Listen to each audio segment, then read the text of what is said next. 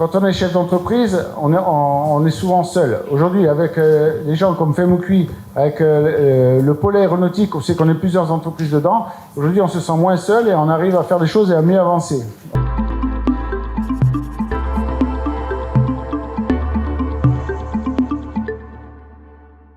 PCM 20 ans, Femukui 30 ans.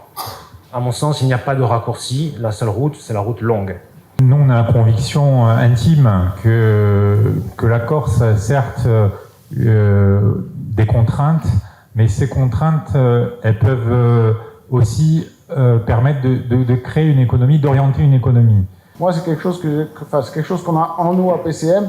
C'est très important de contribuer à l'économie locale et de payer correctement les gens qui travaillent chez nous. Arrivé en 2012-2013 à 4 millions d'euros de chiffre d'affaires. Il faut savoir que le premier mois, on a fait, je crois, 8 000 euros de chiffre. Donc, et après, au bout de 9 ans, on a fait 4 millions d'euros dans l'année. Donc, c'est une croissance quand même très importante. Hein.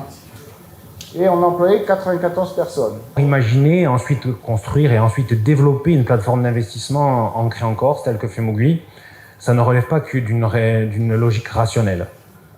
Ça suppose, je crois, de croire en quelque chose de plus grand que soi, quelque chose qui est fait pour les gens et qui est fait avec les gens.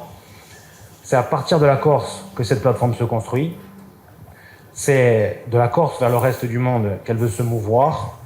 Et notamment, par exemple, en ayant la capacité de convaincre des investisseurs de se réunir dans des fonds que Femukui bâtit. Et d'autre part, en ayant les moyens d'accompagner où qu'ils aillent les entrepreneurs qui ont leurs racines en Corse. Femukui a d'emblée appuyé PCM en réalisant les fonds propres et poursuivre le plan de développement de la société. Et c'était avec ce que j'ai réussi à faire, en mettre en collaboration tous les partenaires locaux. Donc il y avait l'ADEC, Corse Initiative Réseau, BPI France, le Crédit Agricole aussi qui m'a beaucoup aidé, la collectivité de Corse. Il faut savoir que ça fait beaucoup d'institutions, mais quand on arrive à réunir tout le monde et à avancer, on arrive à faire vraiment de belles choses chez nous en tant que créateur, même si on n'a pas énormément de fonds. Il y a une volonté très claire dans l'approche de Femukui de co-construire avec le chef d'entreprise l'avenir de la société.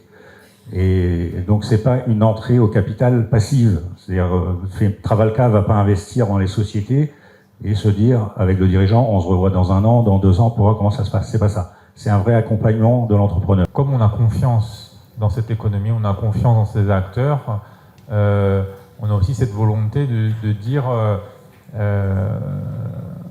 on peut rompre un cycle de dépendance économique. Il nous semble que produire, c'est évidemment le premier acte de création de valeur ajoutée et c'est aussi le premier acte d'être autonome. La Corse étant une terre essentiellement de consommation, nous voudrions que la Corse devienne aussi une terre de production.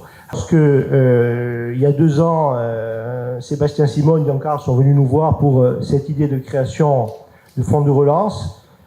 On n'a pas hésité pour 2 raisons, parce qu'on pense que ça répond à un développement et à une croissance forte.